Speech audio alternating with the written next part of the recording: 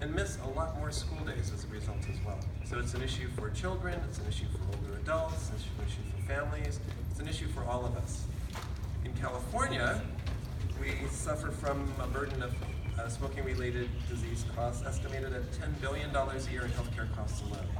So whether you're exposed to secondhand smoke or not, we're all paying for secondhand smoke.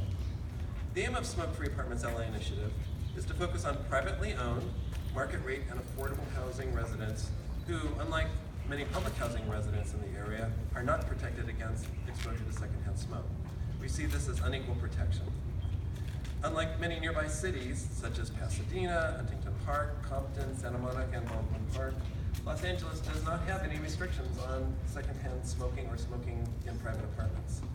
So this event is being held here at the beautiful Fame Gardens apartment complex, which is a model because it is completely smoke-free. This is part of Fame Corporation's decision to make all of its apartment complexes citywide, smoke-free, effective last January, and we want to recognize their accomplishment in protecting the health of their residents. Smokefree Apartments LA initiative is funded by the U.S. Centers for Disease Control and Prevention through its Racial and Ethnic Approaches to Community Health Program, which is also known as REACH. The aim of REACH is to reduce racial and ethnic health disparities through community-wide efforts.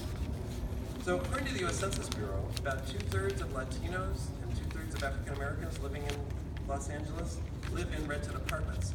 So in trying to reduce health disparities, focusing on rental apartments is a major priority.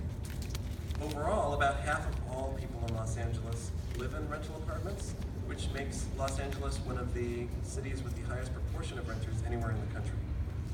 Yet most apartments in Los Angeles City have no smoke-free policy. And tenants who want to live in a smoke-free environment are unable to do so because of the shortage of low-income housing, which limits their options to try to avoid smoke-filled environments. Some of our most vulnerable populations live in apartments. Smokefree Apartments Los Angeles aims to reduce chronic disease through increased access to smoke-free housing, as well as by increasing the availability of smoking cessation services provided by area clinics and linking people with resources to quit smoking. So you may or may not know this is National Public Health Week this week all over the country, and so we thought it was a fitting time to launch our Smokefree Apartments LA initiative because smoke-free housing is such a vital public health issue. It fits into the National Public Health Initiatives.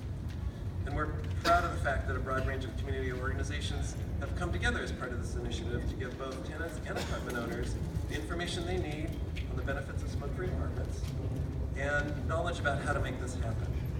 Some of our partners that have been key in this collaboration include Smokefree Air for Everyone, the Apartment Association of Greater Los Angeles, CD Tech, Fame Corporations, LA County Department of Public Health, American Lung Association, American Heart Association, American Cancer Society, and for all of those of you who I haven't mentioned, I want to thank you as well. So today, in this press conference, we're presenting some findings, which I think you'll find very interesting, from surveys of tenants and landlords who are talking about their knowledge and experiences of secondhand smoke and their level of support for smoke-free apartment living.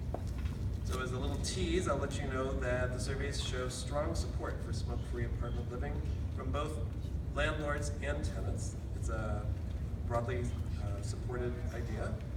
But they also report that they need more information and support to create the smoke-free housing that most people want.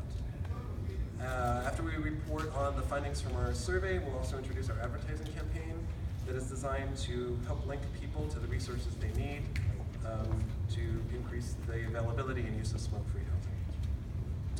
So at the heart of our efforts is the protection of our families, our children, our older adults, and others who are suffering through exposure to secondhand smoke. One such person is Carolina Lopez, a Los Angeles apartment tenant who suffers from secondhand smoke exposure and cannot afford to live. So she'll give you the face of somebody who's experiencing the problems of secondhand smoke.